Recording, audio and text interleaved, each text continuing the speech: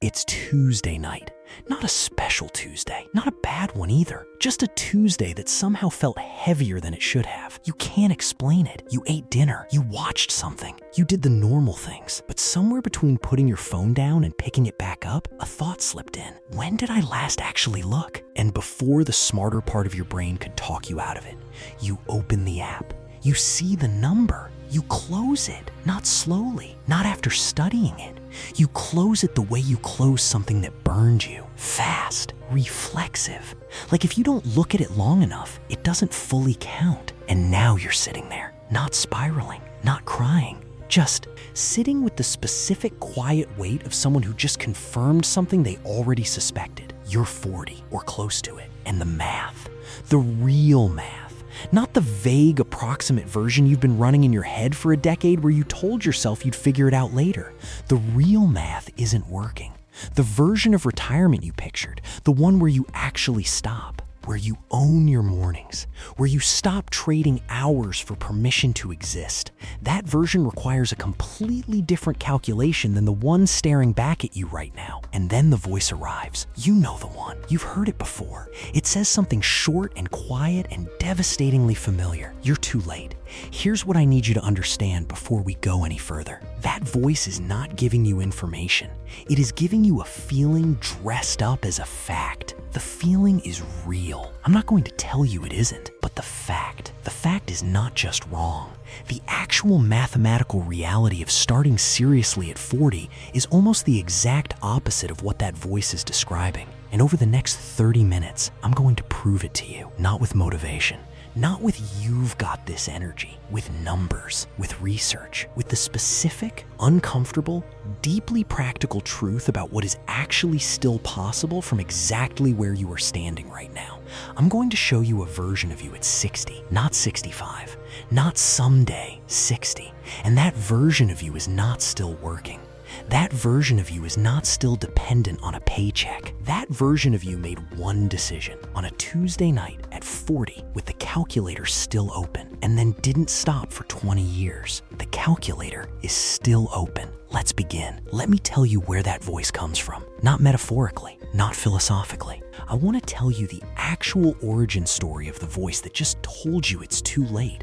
Because once you see what it really is, it loses something. It loses the authority it's been borrowing from you your entire adult life. You were not born with that voice. It was built slowly, over years of watching other people seem to figure it out while you were still figuring it out. Over years of conversations at dinner tables where someone your age mentioned a portfolio, a property, a number, and you smiled and nodded and felt something you couldn't quite name but definitely didn't like. Over years of meaning to start, almost starting, telling yourself next month, next year, once things settle, once the raise comes through, once life cooperates. And somewhere in all of that waiting, the voice stopped being a warning. It became a conclusion. You're the kind of person who waits. You've always been the kind of person who waits, and now you've waited too long. That is what the voice actually is. It is not financial analysis. It is not mathematics. It is not reality. It is an identity story you started telling yourself so long ago that it started to feel like truth. And here's the thing about identity stories. They are incredibly difficult to argue with using logic because they don't live in the logical part of your brain. They live somewhere older and deeper, which is why every time you've read something about saving for retirement, every time you've calculated the numbers, every time someone told you it's never too late, the voice just waited. It let the information pass through. And then, quietly, it said, yeah, but that's for other people, not us. So I'm not going to argue with the voice using logic. I'm going to do something more permanent. I'm going to show you what 40 actually is, not what it feels like from the inside, anxious, behind, running out of time. What it actually is from the outside, from the perspective of the math. 40 is not a late start. 40 is a specific kind of powerful that 25 never was and never could be. Think about who you were at 25. Really think about it, not nostalgically, accurately. You were earning less. You had less clarity about what you actually wanted from your life. You made financial decisions based on who you were trying to become rather than who you actually were. You spent money on signals, on belonging, on figuring it out in real time, expensively. And if someone had sat you down at 25 and said, invest 20% of your income every month for the next 35 years, what would have happened? Some months, maybe, the motivated months, the January months, and then life would have happened, and the transfer would have paused, and the pause would have become the default, because at 25, the consequences of not doing it were invisible. The retirement you were theoretically saving for was 40 years away. And 40 years away, when you are 25, is not a real place. It is a rumor. You are 40 now. The consequences are not invisible anymore. You felt them on Tuesday night, sitting with that number on your screen. You felt them in your chest, which is exactly where financial urgency lives when it finally becomes real.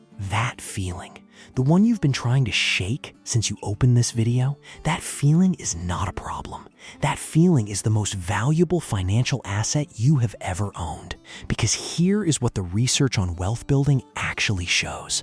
The people who build significant wealth from a late start are almost never the ones with the best investment knowledge. They are almost never the ones who found the right fund or timed the market correctly or had access to some strategy unavailable to everyone else. They are the ones who became impossible to stop. And impossible to stop is not a personality type. It is not something you are born with. It is something that gets manufactured at exactly the moment you are in right now. The moment the abstract becomes concrete, the moment the future stops being theoretical, the moment you do the math for real and the number isn't enough and you decide quietly but completely that you are not going to let Tuesday night repeat itself at 60. The person who starts at 40 with that decision made, fully made, not half made, not I'll try made, but done. That person beats the person who started at 25 with comfort and passivity. Not sometimes, every single time. Because time in the market matters. But the person who actually keeps contributing every month for 20 straight years, through corrections and hard years and tempting pauses, that person wins. And that person is almost never the comfortable 25-year-old. That person is almost always the one with something to prove. The one who felt the weight of that Tuesday night number and decided it was the last time. That person is you, or it can be. But here is what urgency alone cannot do.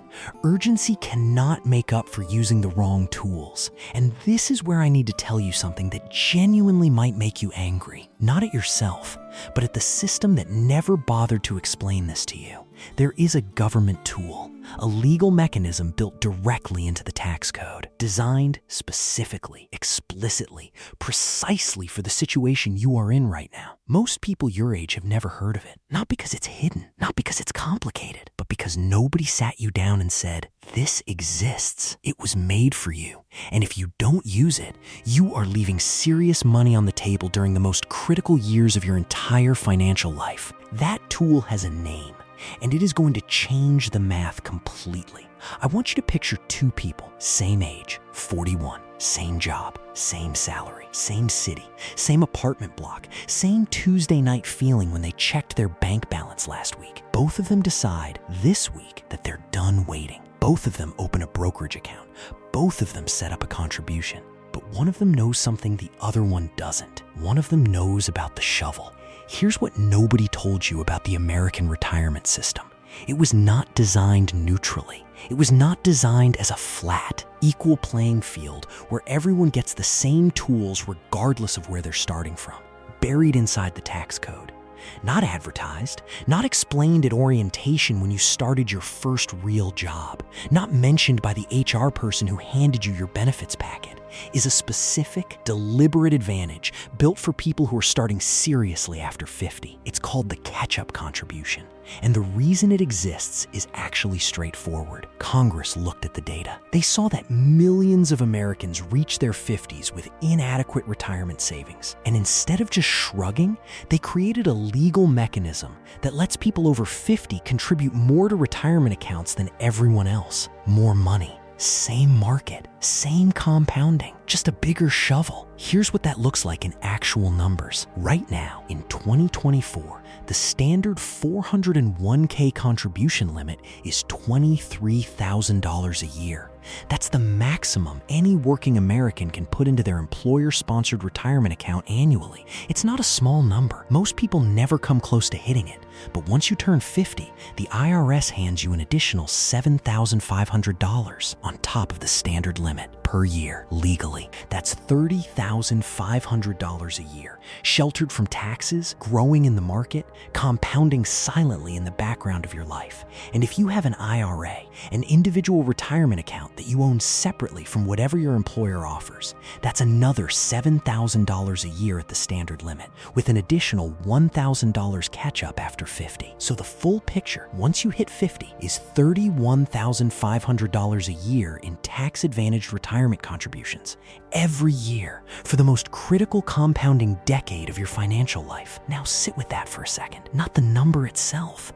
Sit with the fact that this exists, that it was designed for you, that it has been sitting in the tax code your entire adult life waiting for you to need it, and nobody told you. I'm not saying that to make you angry at a specific person. There's no villain here. There's just a system that assumes you'll figure it out, surrounded by a culture that's more comfortable talking about everyone's brunch order than anyone's retirement balance.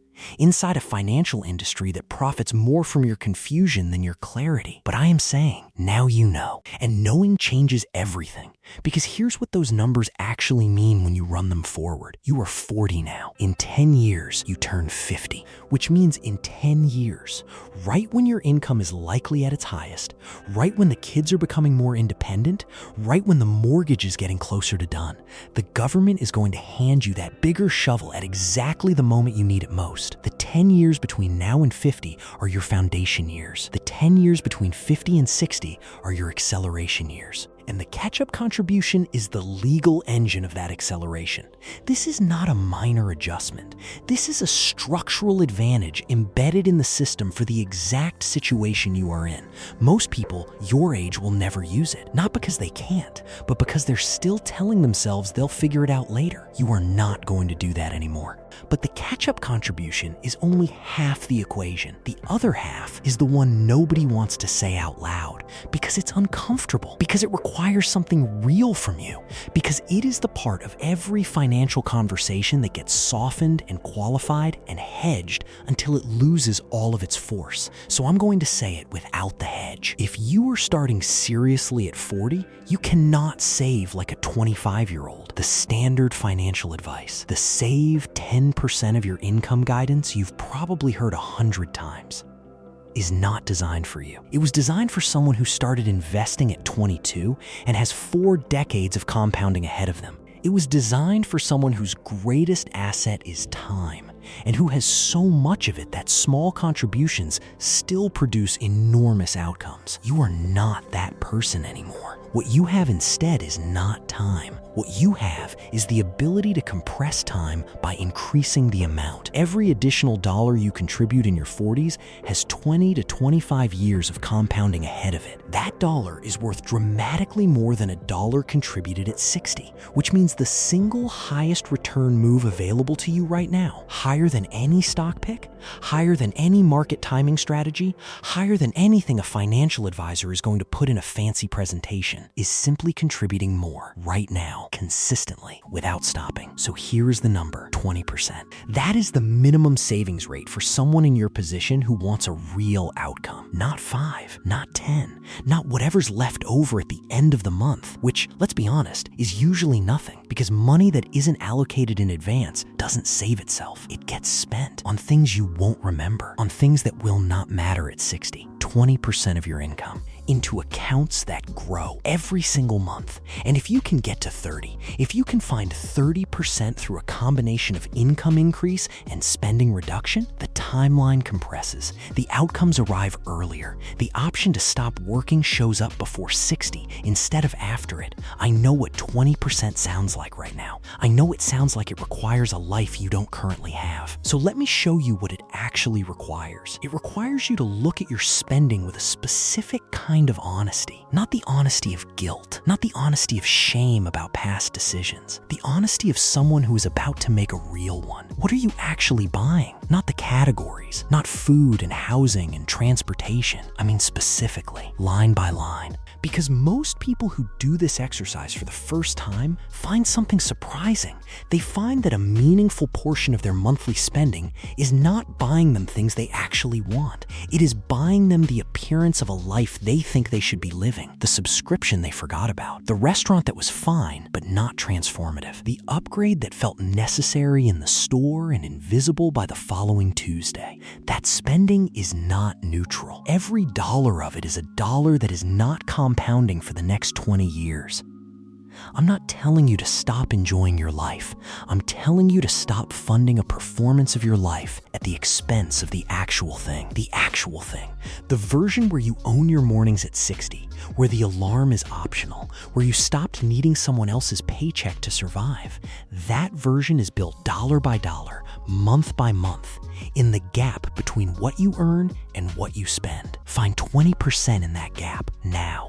Here's the part where most people do something very predictable. They nod. They feel the weight of what I just said. They agree with it. They might even feel a little motivated. And then life happens, and the month gets complicated, and the contribution doesn't go out this month, and next month is also complicated, and 6 months later they are exactly where they were, except now they've added a thin layer of guilt on top. This is not a discipline failure. This is a system failure. The system of relying on yourself to manually move money every month after you've already seen it. After your brain has already started assigning it to things.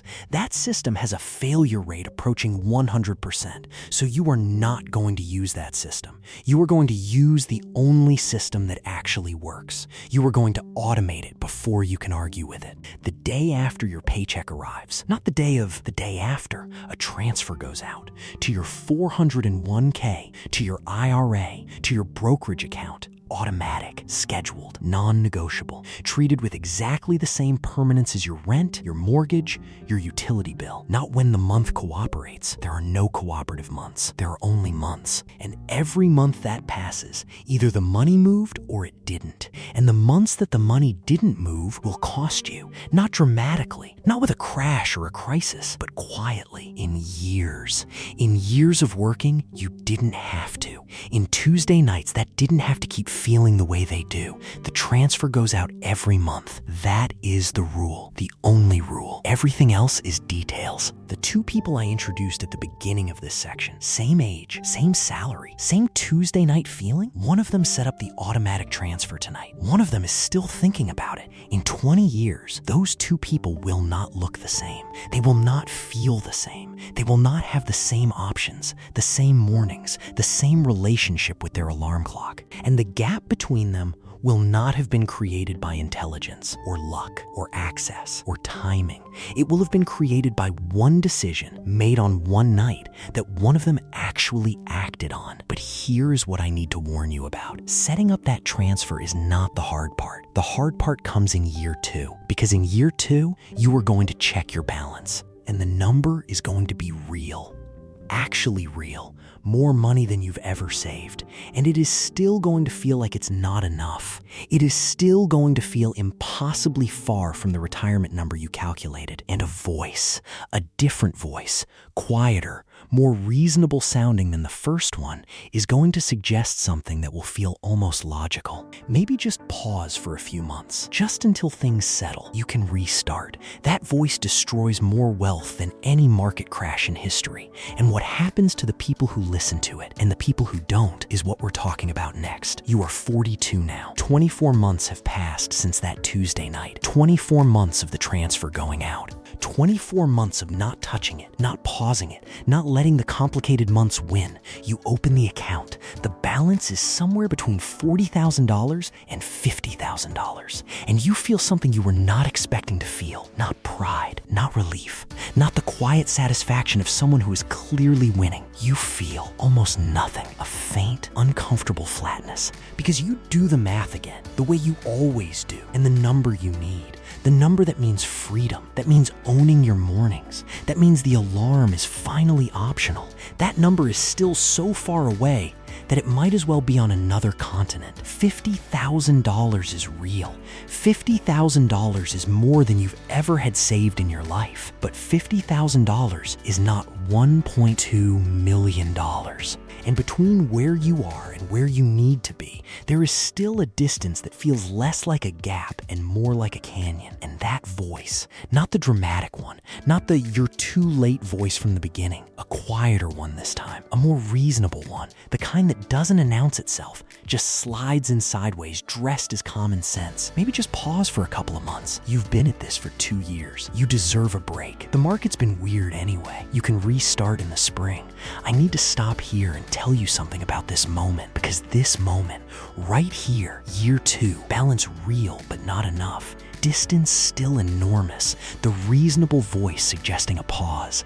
This is the most statistically dangerous moment in the entire 20-year journey. Not the market crash, not the bad year, not the emergency that drains the account. This, the quiet, undramatic, completely reasonable feeling decision to pause. Because here's what the pause actually is. The pause is not a rest. The pause is not a reset. The pause is a renegotiation of your identity. The moment you pause, you stop being the person who contributes every month without exception and start being the person who contributes when the circumstances cooperate. And circumstances almost never fully cooperate. So the pause becomes a month. The month becomes 3. The 3 months become a year.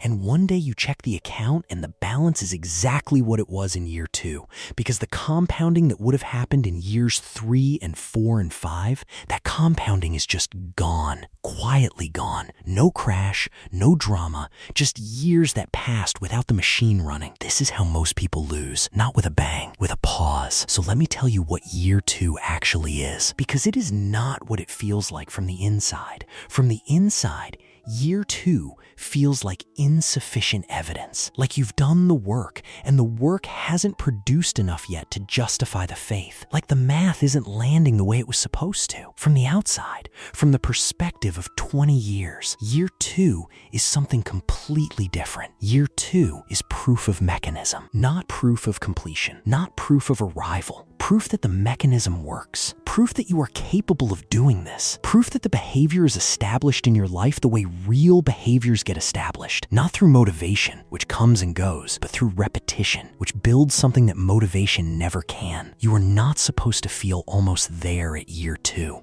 Year 2 is not almost there. Year 2 is the foundation being poured. And foundations don't feel like houses. They feel like concrete, flat and gray and cold and not yet resembling anything you'd want to live in. But without the foundation, there is no house. You stay. And then year 3 happens. You don't see it coming. Nobody ever does. The market, which has been quietly doing its thing in the background of your life, starts moving in the wrong direction, slowly at first, then faster. You check the account one Tuesday. Of course it's a Tuesday, and the balance is down. Not dramatically, just down. You check it the following week, down more. You check it the week after that. The balance is now less than what you put in. You have contributed faithfully for 3 years. You have transferred money every single month without exception. You have said no to pauses and breaks and cooperative months. And now, the account is showing you a number that is smaller than your total contributions. You lose money. And I want you to sit with that feeling for a moment, because it is one of the most specific feelings in personal finance, and almost nobody talks about it honestly. It is not panic, exactly. It's something quieter and more corrosive. It is the feeling of having done everything right and still watching the number go backwards. It is the feeling of trusting a process and having the process, apparently, betray that trust. The market correction continues for several months. At its worst, your balance is down nearly 20%. And somewhere in that stretch, the voice comes back. Not the reasonable one this time, the original one, the one from Tuesday night. See, this is why you should have known better. This is why people like you don't build wealth. You tried, and look what happened. Here is what actually happened. The shares you bought during the drop, the ones your automatic transfer purchased at the lower price, on schedule, without negotiating with market conditions. Those shares were bought cheap. You didn't feel that. It didn't feel like an opportunity. It felt like watching something you built slowly fill with water, but the market recovered. It always has.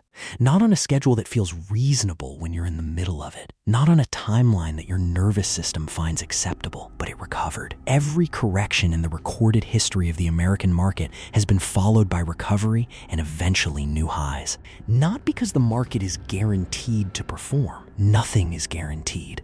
But because what the market represents, human beings producing things and exchanging value and solving problems and building companies, that activity does not permanently stop. When the market came back, the shares bought during the drop were worth more than what you paid for them. Your overall balance recovered, and then it exceeded where it had been before the correction. And here is the thing about that experience that no chart, no calculator, no financial projection ever tells you. Going through a correction and not selling is not just a financial decision. It is an identity event. The person who watched their balance drop 20% over several months and kept transferring, that person knows something about themselves that they didn't know before. They know they can hold. They know the fear is survivable. They know that the voice that says, "Get out, cut your losses. This is different this time." They know that voice is not to be trusted with the controls. Most people sell during corrections. It feels rational in the moment. It feels like protecting yourself. It feels like the smart, adult, responsible thing to do. The people who don't sell, the ones who transfer on schedule while the balance bleeds, who buy shares at the bottom because the calendar said to, who come out the other side with more shares than they went in with. Those are the people you hear about at 60, not because they were smarter, not because they had better information, because they had decided sometime around year 2 or year 3 that they were not going to let a feeling override a system. You are still here at year 3. The correction ended, the balance recovered, the voice got quieter, and something else started happening, something so gradual you almost didn't notice it at first. The machine started making noise, not metaphorically. I mean that the returns, the actual dollar returns on your existing balance, started becoming visible, not as a percentage, as a number, a real, specific, monthly number that was showing up in your account without any effort on your part. At year 4, your balance is somewhere around $70,000 to $80,000, and in an average month, that balance is generating somewhere between $400 and $600 in market returns. That's not life-changing yet, but it's something. It's money that showed up without you having to earn it. Money that exists because your existing money is working. And something shifts in your brain when you see that. Not dramatically, not with a revelation, just a quiet, specific shift. The kind that happens when something theoretical becomes concrete. When the thing you read about and were told was true and chose to believe, even when you couldn't see it, becomes visible. The machine is real. You are not done. You are not safe. You are not finished. But for the first time since that Tuesday night, the thing you are building feels like a thing, not a theory, not a hope. A thing that exists, that grows, that runs whether or not you're watching. And in year 8, something happens that changes the psychology of this entire project permanently. You wake up on a Tuesday morning, you check the account, and your balance grew by more than $2,000 since the last time you looked. You didn't earn that. You didn't trade for it. You didn't do anything for it. It just appeared because the money that was already there went to work while you were sleeping. $2,000 while you slept. And what that means, what that really means for the next 12 years of this journey is what we're talking about next. You are 48. 8 years since the calculator. 8 years since the Tuesday night. 8 years of transfers that went out, whether or not the month cooperated. Through the correction that felt like betrayal. Through the year 2 flatness that almost convinced you to pause, through every version of the reasonable voice that suggested waiting just a little longer, you open the account. The balance is somewhere between $250,000 and $300,000. And this time, something is different about how it lands. Not just the number. The number matters. The number is real. The number is more money than you have ever seen attached to your name in your entire life. But it's not just the number, it's what the number is doing. You scroll down to the return section. The part that shows you what the market added to your account last year, separate from your contributions. The money that appeared not because you transferred it, not because you earned it at work, not because of anything you actively did. Last year, in an average market, your portfolio generated somewhere between $25,000 and $30,000 on its own, without a single additional deposit from you. $25,000 to $30,000. You sit with that for a moment, because that number has a different quality than the balance. The balance is something you built. You can trace it back to the transfers, to the discipline, to the months you said no. The balance is yours in the way that anything you worked for is yours. But this $25,000, this is different. This came from somewhere else. This came from the money itself, from the fact of having enough of it in one place for long enough that it started producing more of itself. The way a garden eventually starts seeding itself if you just stop pulling everything out. You have, for the first time in your financial life, a second contributor, not a second job. Not a side hustle, not another hour traded for another dollar. A second contributor that works every day, that doesn't call in sick, that doesn't ask for a raise or take a vacation or need anything from you at all. That simply compounds quietly in the background of your life, adding to the account while you're at dinner, while you're sleeping, while you're doing whatever you're doing on a Tuesday night that has nothing to do with calculators. This is the moment the books describe.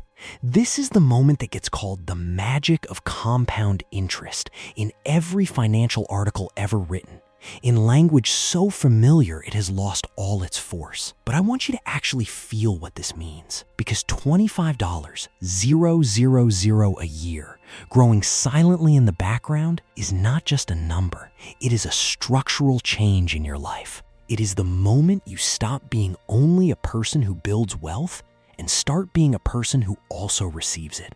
At $2,000 a month flowing in from your existing balance, more than $2,000 in a good year, you now have a second income, an invisible one that doesn't show up on your pay stub or your tax return as employment income, one that requires nothing from your body, your time, your presence, or your energy.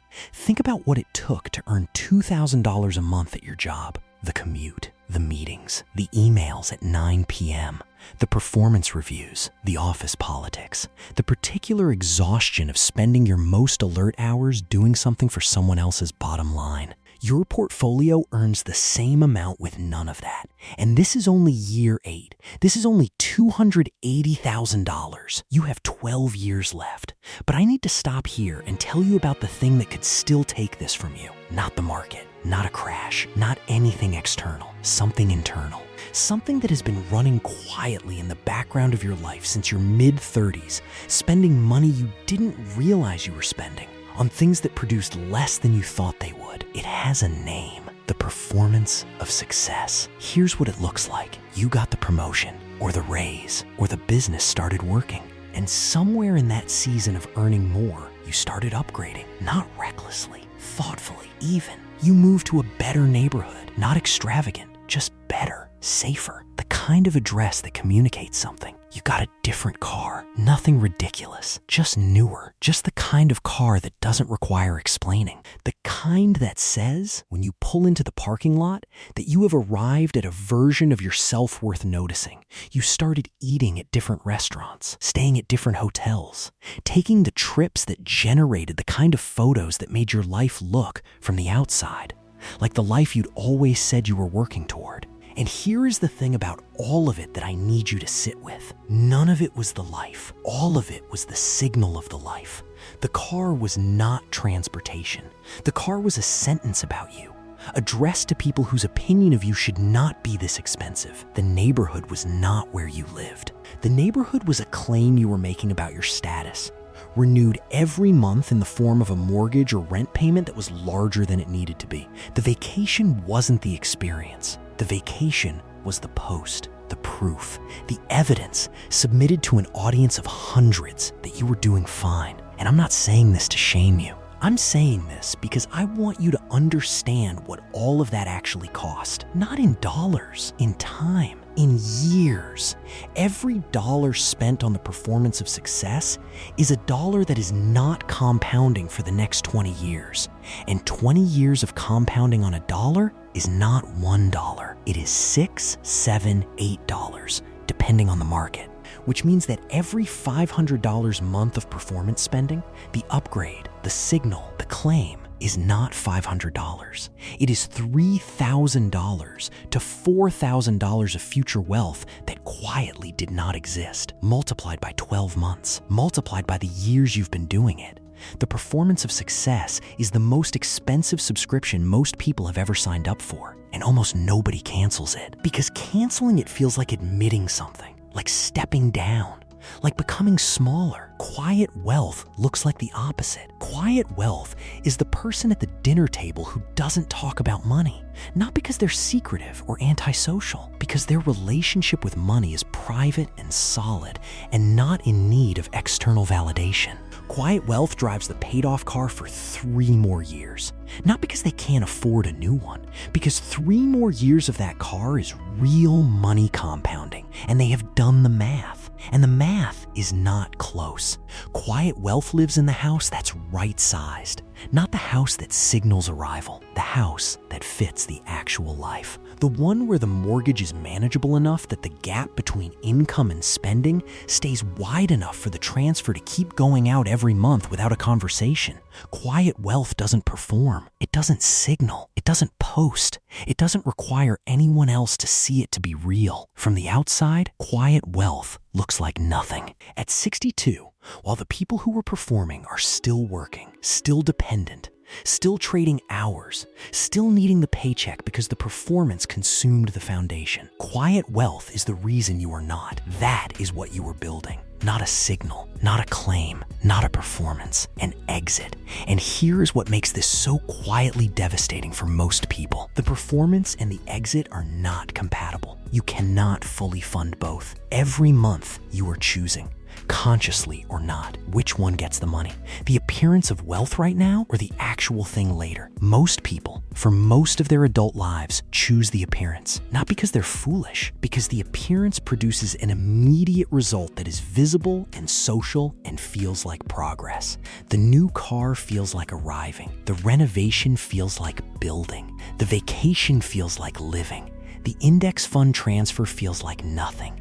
It is a number on a screen that goes up slowly over years in a pattern too gradual for your brain to find satisfying. It does not photograph well. It does not generate comments. It does not make anyone at the dinner table lean in and ask about it. But at 48, 8 years in, $280,000 in the account, $25,000 growing silently last year without your involvement, you understand something now that you could not have understood at 40. The transfer was never nothing. The transfer was everything. Now I need to tell you something about the retirement number, the big number, the one that has been sitting at the edge of this entire conversation, the number you calculated at 40 that felt impossible, the number you've been secretly measuring your progress against this whole time. That number is almost certainly smaller than the one scaring you, and the reason why is what we're talking about next. Let me ask you something.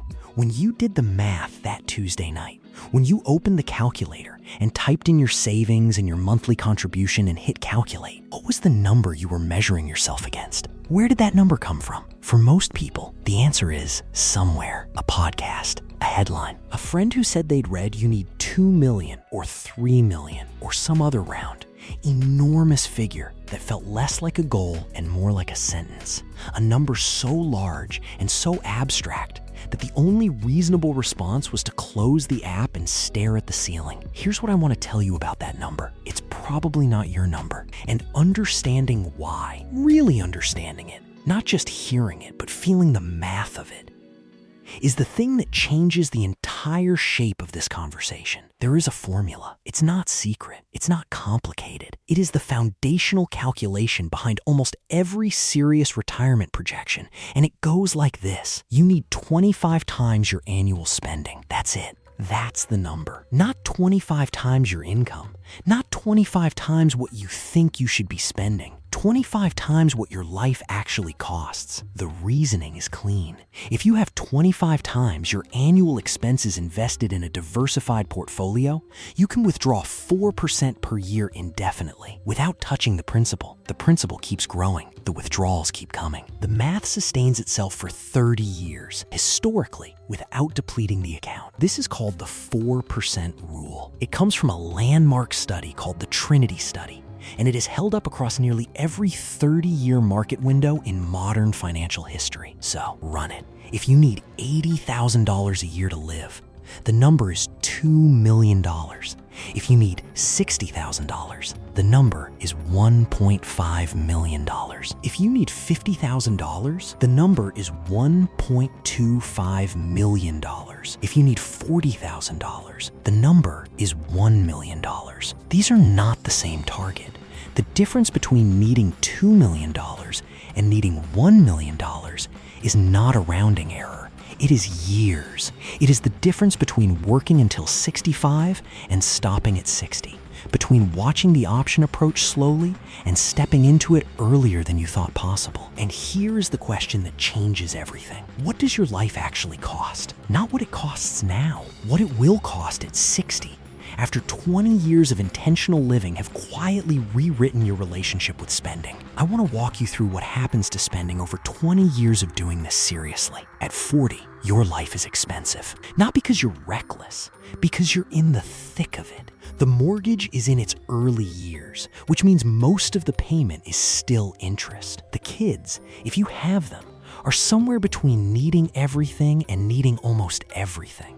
The career is still building, which means the signals still feel necessary. The wardrobe, the car, the address. And the performance spending, the restaurants and the renovations and the vacations that photograph well, is running at full capacity because you haven't yet had the 20 years of compounding clarity that teaches you what you actually want versus what you thought you wanted. At 60, almost none of that is true. The mortgage, if you've been paying it down for 20 years, is either gone or close to it, which means the largest fixed expense in most households has either vanished or dropped to almost nothing. The kids are independent or approaching it, which means the second largest category of spending for most families has restructured entirely. The career signals feel less urgent now, not because you've given up, but because you know who you are. And who you are doesn't require the same monthly maintenance fee it once did. And the performance spending, the money that went toward looking a certain way to people who were probably not paying as much attention as you thought, that spending quietly wound down somewhere in your 50s. Not because you decided to deprive yourself, because 20 years of tracking your money and making conscious choices about it rewired what you actually want.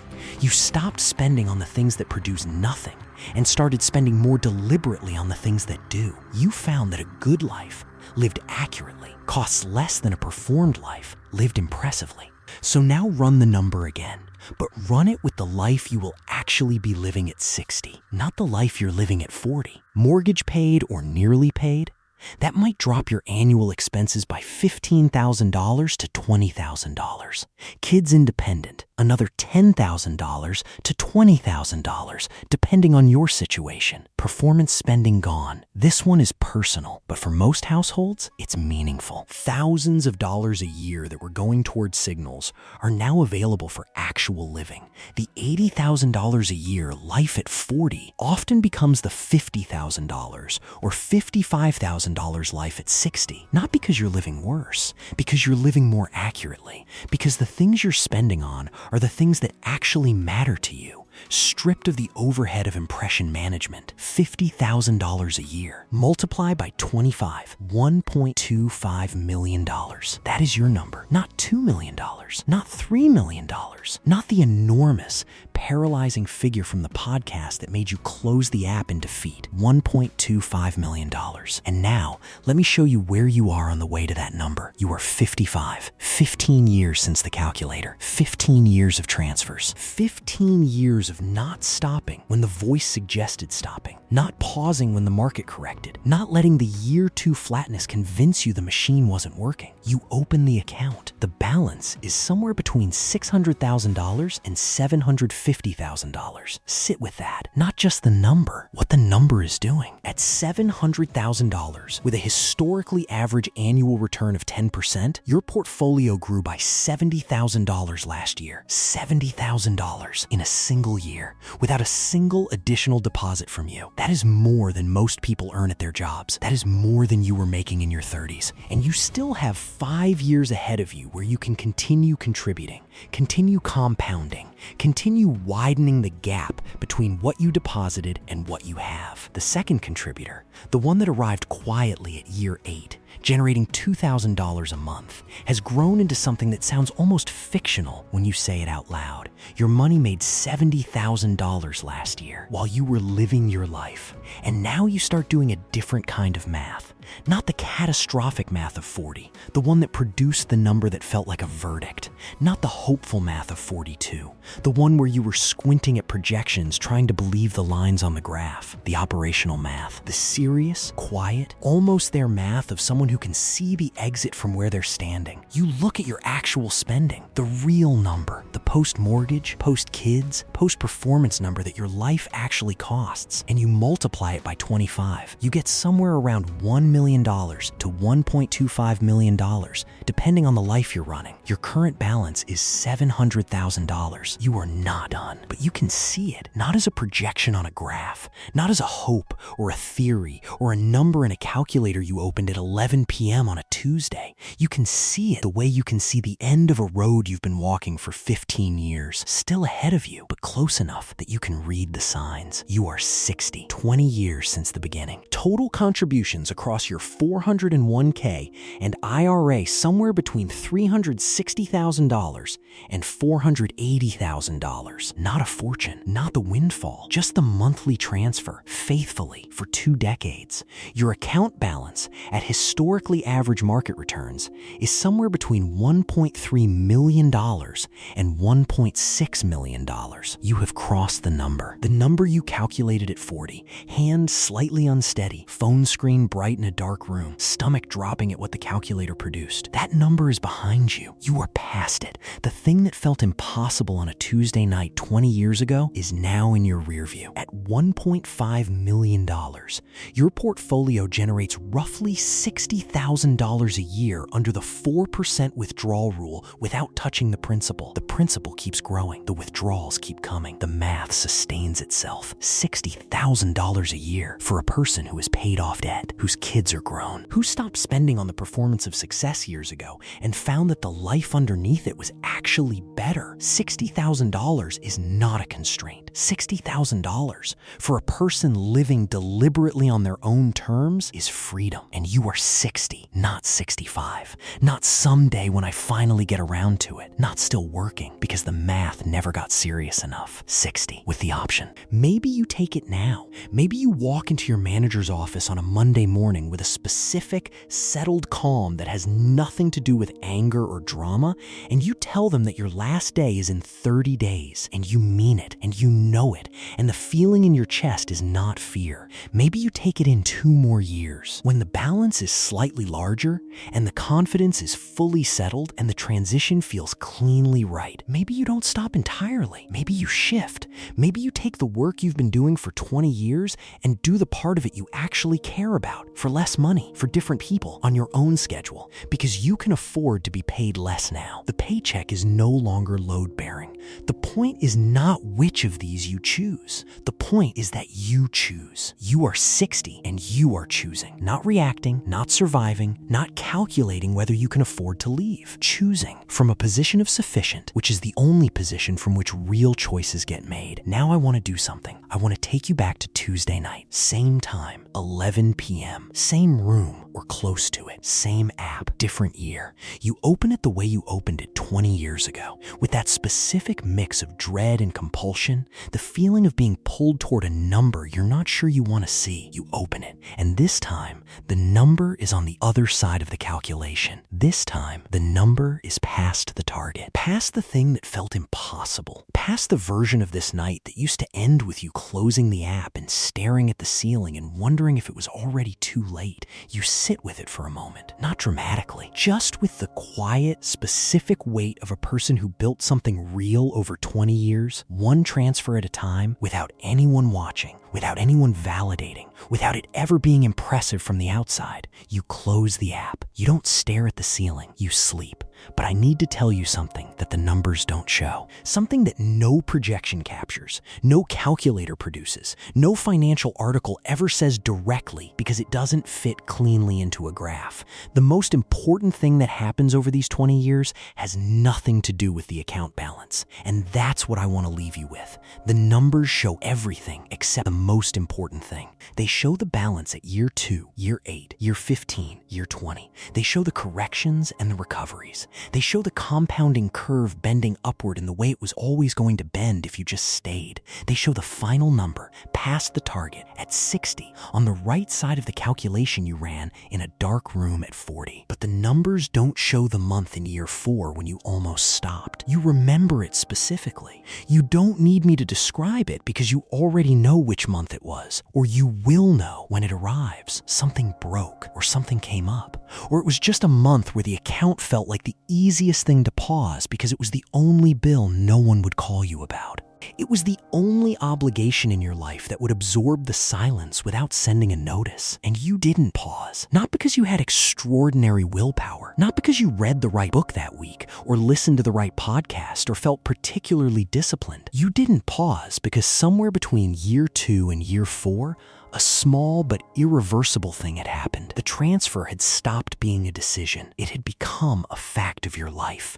The same category as the mortgage, the same category as rent, non-negotiable. Not because of rules, but because of identity. You had become, without announcing it to anyone, the kind of person who doesn't pause. The numbers don't show that. They don't show the conversations you stopped having. Somewhere in your mid-40s, you stopped having a particular kind of conversation, the one about what everyone else was doing with their money, the new car someone got, the renovation someone finished, the vacation photos, the promotion and what it meant they could now afford. You stopped having those conversations not because you became antisocial or superior or cold. You stopped having them because they stopped being interesting. Because at a certain point, the question of what other people were buying and signaling and performing felt irrelevant to the thing you were quietly building. And you noticed, with something like relief, that you no longer felt the specific discomfort of those conversations, the faint competitive unease, the quick mental calculation of where you stood relative to the person across from you, the small hollowness of realizing their highlight reel looked more impressive than your spreadsheet. That discomfort just left. Not because your spreadsheet got more impressive, though it did, but because you renegotiated the terms of what you were measuring yourself against. You stopped measuring yourself against other people's spending and started measuring yourself against your own progress. Are you saving more than last year? Is the number growing? Is the machine still running? That's the scoreboard. And it turned out to be a much quieter one, a much better one. The numbers don't show that. They don't show the slow renegotiation of identity. At 40, you were, like most people in their 40s, still in the process of performing a version of yourself that you'd been building since your 20s. The version that looked successful enough from the outside, that occupied the right kind of address and drove the right kind of car and ate at the right kind of restaurant and generally communicated to anyone paying attention that you had arrived at something. Over 20 years of doing this seriously, that version quietly retired. Not in a dramatic moment, not with a decision you wrote down or announced, just gradually, over years, as the spending became more intentional and the tracking became more honest and the clarity about what you actually wanted versus what you thought you should want became sharper. The bigger apartment you thought you needed turned out to be a cleaning problem you didn't want. The car upgrade you almost made turned out to be a monthly payment that would have cost you 2 years of freedom. The renovation you debated for months turned out to be a project you were excited about for 6 weeks and indifferent to for years after. You started spending on the things that actually mattered to you. And you found, maybe with some surprise, that those things were fewer and cheaper and more specific than the broad, performance-driven spending of your earlier years. You stopped building the appearance of wealth. You started building the actual thing, and the actual thing turned out to be quieter, more private, less in need of an audience. And in every way that you could not have articulated at 40, but understand completely now, more yours. The numbers don't show what it feels like to look at your job differently. There was a morning, you'll remember it, somewhere in your mid-50s, when you drove to work and something had changed. Not the job, not your colleagues, not the commute, or the office, or the particular texture of the meetings you sat in. You walked in differently, not with arrogance, not with the chest-forward performance of someone who needs everyone to know they have options, just with the settled, private knowledge that you were there because you had chosen to be, not because you needed to be. Not because the paycheck was load-bearing, the way it was at 40, the way it had been your entire adult life up to that point. Not because leaving would have triggered a crisis you weren't equipped to handle. You were there because the work was still worth showing up for. And on the days when it wasn't, the days your boss was unreasonable, the days the bureaucracy was maddening, the days you sat in a meeting that could have been an email and felt your life moving past you in real time. On those days, the settled knowledge was still there. I could leave, not dramatically, not with a speech, just leave. Take 3 months, figure out what's next. Survive comfortably while the answer became clear. You probably never did it, but knowing you could, that changed everything about how you walked through the building, how you spoke in meetings, how you responded to unreasonable requests, how you negotiated, how you held yourself in the specific 1,000 small moments that make up a working life. The money in the account was not in the building with you, but it was with you. The numbers don't show that. They don't show what it feels like to stop having a number that scares you. For most of your adult life, there was a number, not the number in the account, the other one, the one you avoided calculating because calculating it made the gap too concrete. The one that lived in the background of financial conversations like a low hum you'd learn to ignore but never fully stopped hearing. You don't have that anymore. Not because the number disappeared, because you crossed it. Because the machine ran long enough and consistently enough, and the compounding did what compounding does when you stop interrupting it. And the number that used to scare you is now behind you. And the absence of it is not a small thing.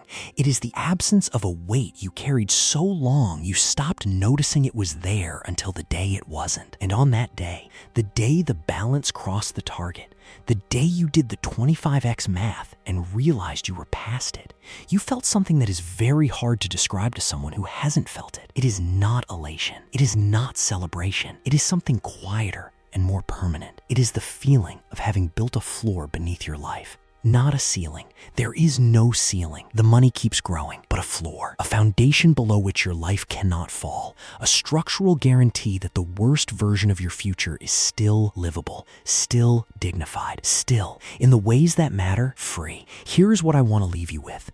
The most expensive lie in personal finance is not about a bad investment. It is not about a market crash or a failed strategy or a fund that underperformed. Those things cost money. But the most expensive lie, the one that has cost more people, more years of options than any of those things combined, is 2 beliefs that almost everybody carries and almost nobody examines. The first belief, there is an amount too small to start with. The second belief, there is an age too late to start at. Together, those 2 beliefs are the reason most people arrive at 60 still working. Not because of bad luck, not because of bad markets, because they spent their 40s and 50s waiting for the right amount, the right moment, the right version of their life that would finally make starting feel reasonable. The right version never came. It never comes. Because starting is not something that happens when the conditions are right. Starting is the thing that makes the conditions right.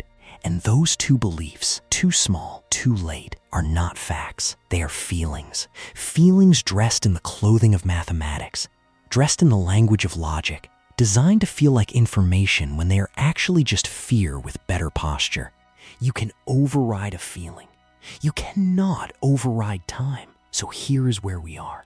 You came into this video on a Tuesday night, maybe literally, maybe metaphorically. You came in with a number that scared you and a voice that told you it was already over, and a quiet, specific weight that comes from confirming something you already suspected. And we have spent 30 minutes together walking through 20 years. We walked through the voice and named it. We walked through the catch-up contribution that the government built for you and nobody explained.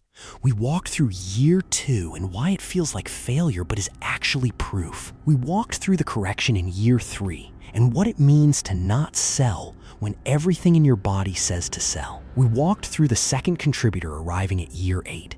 We walked through the performance of success and what it actually costs. We walked through the real number, the smaller number, and the 60-year-old on the other side of it with the option in their hand. And now we are here. You are 40, or close enough. The calculator is still open. The cursor is still blinking.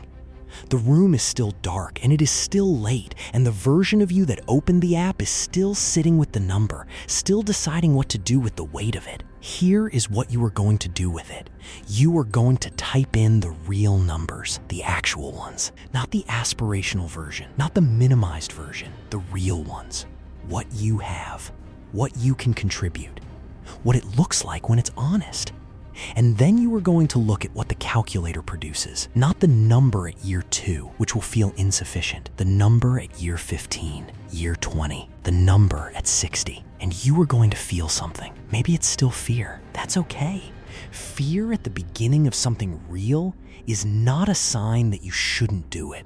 It is a sign that you understand the stakes, that this matters, that the version of you standing at the end of this is different from the version standing at the beginning, and you know it.